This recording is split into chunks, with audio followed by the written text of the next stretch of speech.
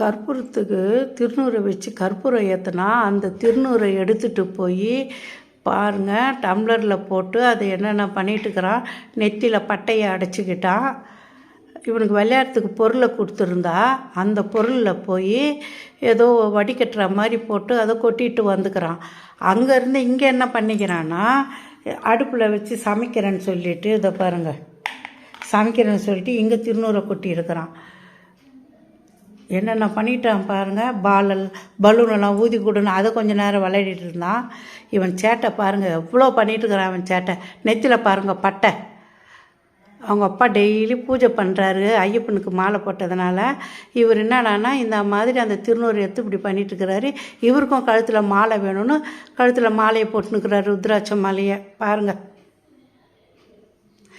இனியா மூஞ்ச காட்டுங்க, எல்லாருக்கும் வணக்கம் சொல்லுங்கள். வணக்கம் சொல்லுங்கள். உங்கள் பேர் என்ன? அவன் பேர் இனியனுங்களாம். பார்த்துக்கினீங்களா?